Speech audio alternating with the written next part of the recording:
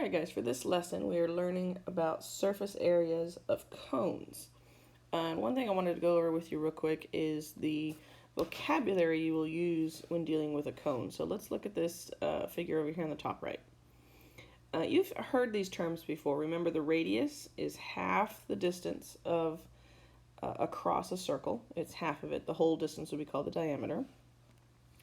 The height would be from the center point of the base straight up would be the height of this cone. But we use the slant height, but that's it. You think of the slant height as the outside of the cone going up the lateral side of the cone to the top. And the top is called the vertex. This is probably the term you haven't heard very often. But when it comes to a point, that's called a vertex. All right, so you're going to use the distance from the vertex of a cone to any point on the edge is called the slant height. I just went over that, sorry.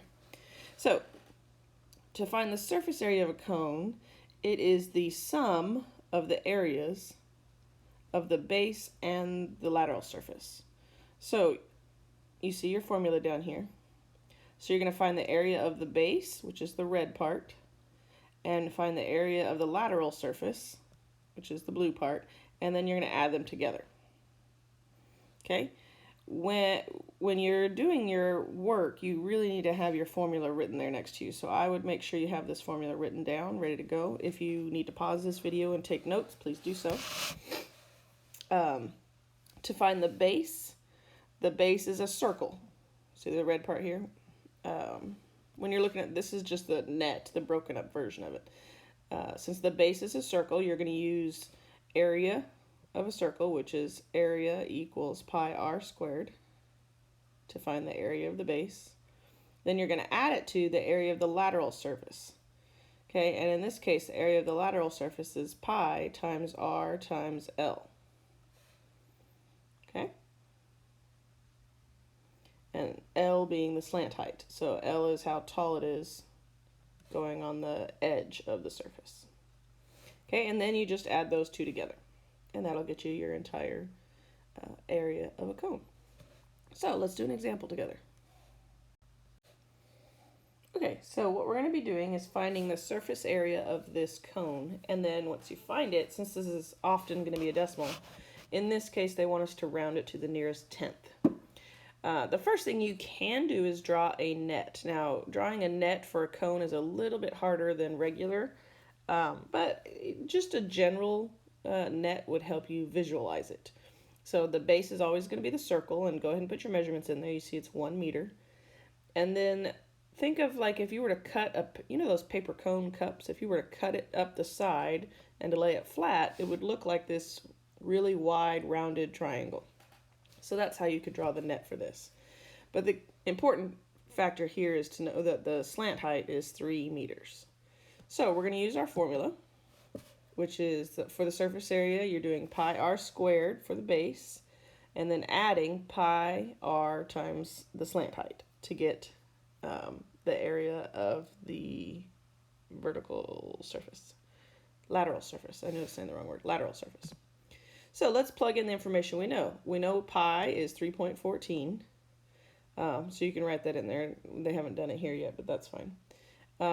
We know that the radius is 1, so you're going to put 1 in there, which would be squared. At plus pi times 1 is the radius. And then 3 is the slant height. Over here on the blue section, see the 3? So that's the slant height. So now you have everything filled in and we can solve. So 1 times 1 is just 1, so that's times pi is just pi. 3 times 1 is 3. 3 times pi is 3 pi. So if you add 1 pi plus 3 pi, you'll get 4 pi. And if you do that in your calculator, 4 times pi, or 4 times 3.14, you'd get 12.6 rounded to 1 decimal place. So the area of this cone is 12.6 square meters. You'll notice they say is about, but that's because we're rounding the decimal. It's about 12.6. If you want to get super technical, you got to write all the decimals, but we're not going to get that specific. All right, so it's important you have this formula when you're working on this, and you just plug everything in. So let's do an on your own together. All right, I went ahead and put on your own number 1 and 2 on here because we can go ahead and do both. So let's first write our equation that we know we're going to be using over and over again. I'm going to try and squeeze it up here in the corner. We have the surface area equals pi r squared plus pi r times the slant height. Okay, so keep that formula handy. All right, so number 1, if I were to draw a net, and you know what a cone net looks like, it's just a circle and then a weird partial triangle kind of thing. That's terrible. Let's try this line again. That's okay. And then the radius of this is 2, and the slant height is 6. Now, you don't have to draw a net, guys. That's just if you like the visual. So let's solve this. Surface area equals pi times r, which is 2, squared, plus pi times r, which is 2, times the slant height, which is 6. Okay, so we're going to simplify. Pi times, what's 2 squared? 2 times 2 is 4, so this would be 4 times pi, plus 6 times 2 is 12, so this would be 12 pi. So now we add the coefficients. 12 plus 4 would be 16 pi. Okay, and then on my calculator, if I do 16 times pi and round it to 1 decimal place, I'm going to get 50.2, and then make sure you label it. This is feet, so feet squared. Remember, because this is area. Anytime you're dealing with area, it's going to be squared. Good. All right, let's do number 2. Make sure you're putting this on your paper. Okay, I'm not going to draw a net for this one. You can see the radius is 4, so this is the radius, and the slant height is 8. Maybe that'll help. Just label what's what up on your picture. So surface area equals pi times radius, which is 4, squared, plus pi times the radius, which is 4, times the slant height, which is 8. All right, let's simplify. 4 squared is 4 times 4, so that's 16 times pi. And then 8 times 4 is 32, so 32 times pi. So now you're going to add that 32 and 16, add the coefficients. 32 and 16 would be 48 times pi. And if you grab your calculator and do 48 times pi, you should get 150.7 centimeters. See how it's centimeters up here, squared. All right, so now you've solved for on your own number 1 and on your own number 2. So take your formula. This is the important part, guys. Write it down. Make sure you have it ready. Use that formula to solve for this. All right, let's look at another example. Okay, so in this one, they are going to have you solve for the slant height. So you're basically going to take that same formula that you know and write and solve backwards, because we know what the surface area, it tells us here, the surface area of the cone is 100 pi square meters. It's nice that they put it in 100 pi instead of the multiplication of 100 pi, because we can simplify throughout this easier.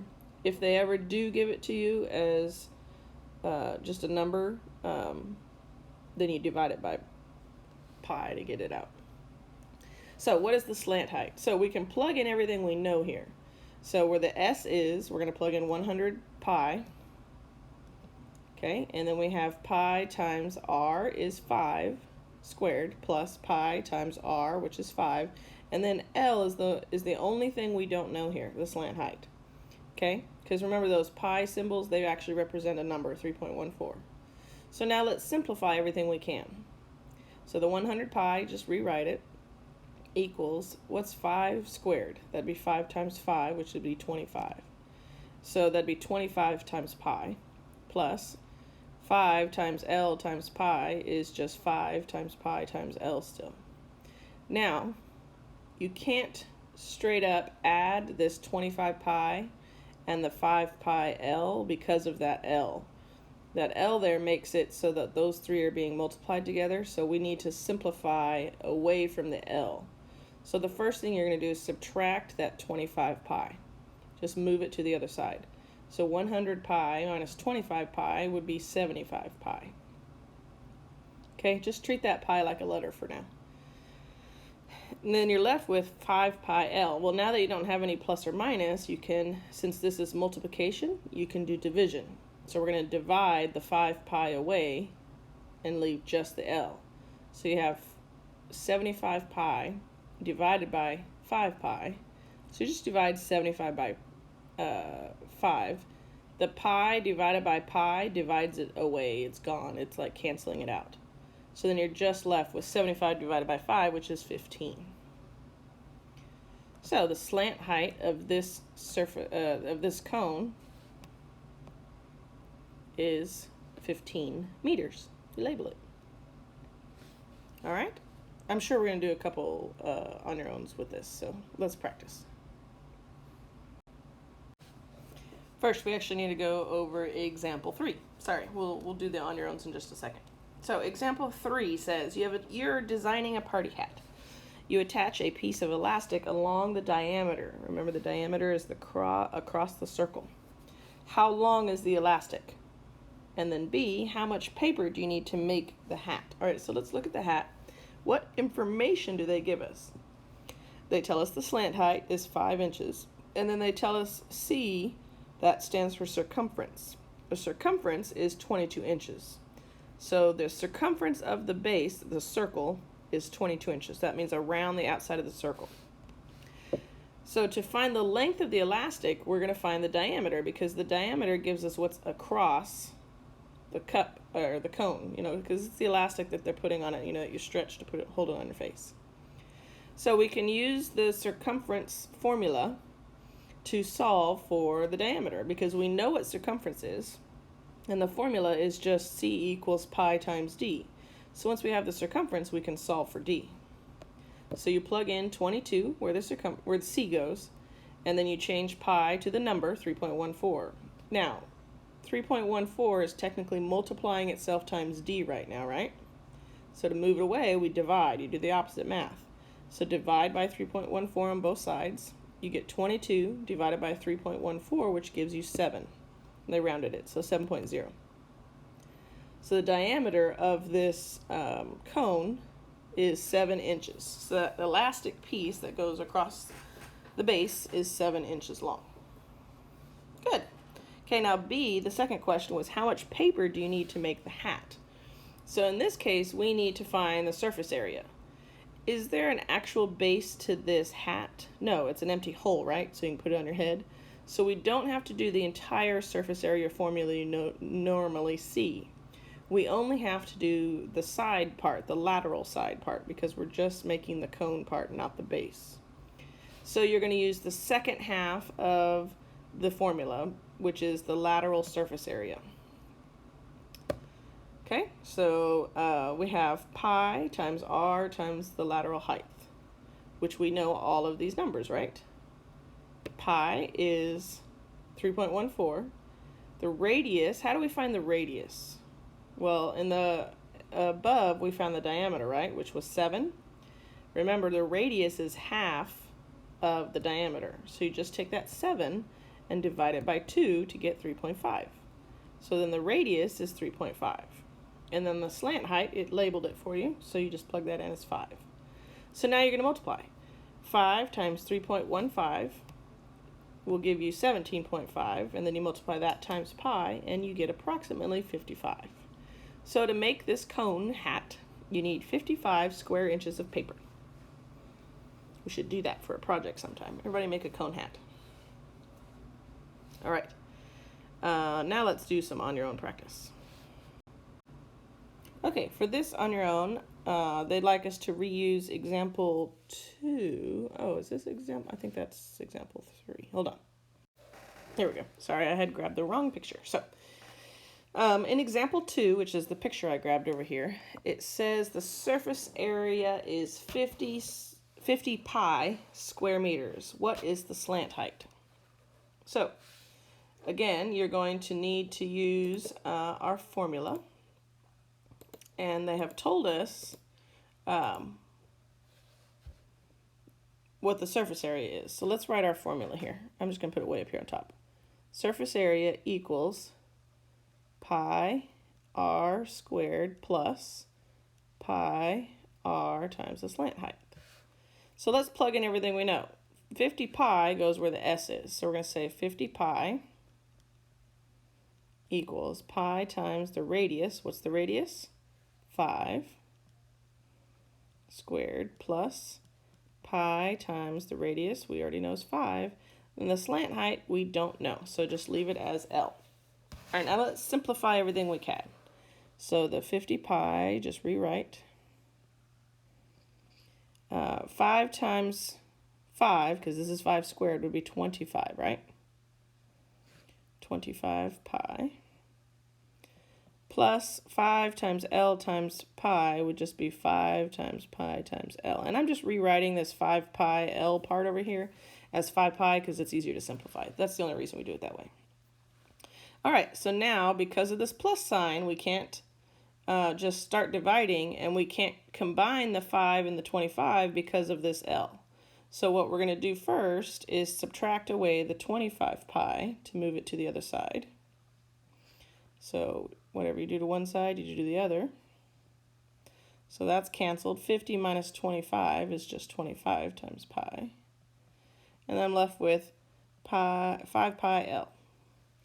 Now these three next to each other mean that they're multiplying.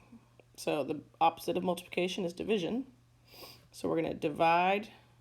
I want to leave the L because that's what I'm solving for. So divide by 5 pi. Okay, those cancel.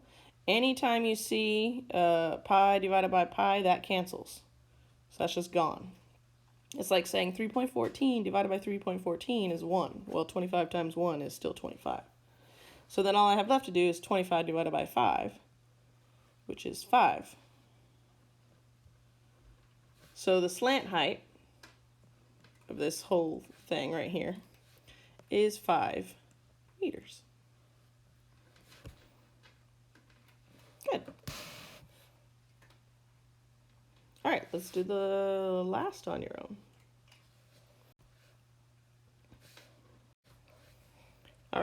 All right, so I did need the party hat, so I didn't take the picture in vain. Yes. For on your own number 4, in example 3, the slant height of the party hat is doubled. So they're saying that this slant height right here is times 2. Does the amount of paper used double? And then explain it. Well, if I need double the size of the party hat, then yes, I would need double the paper. But why? Because right now our equation is pi r times L, right? Well, if I want to double that, I'm going to say this right here times 2, right? So I would have pi times r times 2 L's, right? Well, these all three mean multiplication, right? So simplification, I would just have 2 times pi times r times L. Okay, so it affects everything. So yes, definitely need to double your paper. All right, that's just a simple stretch your brain problem. Okay, so that's the assignment, or that's the lesson. You need to do practice and problem solving numbers 4 through 12, and then 23 through 25. So you've already finished OYO numbers 1 through 4. Easy points for you. Okay? So that's your assignment. Please make sure you do it all. Guys, please make sure you're doing your homework. I know this is odd. In marker or pen, so it's easy for me to read. Pencil is hard to read over the computer. And then submit it online.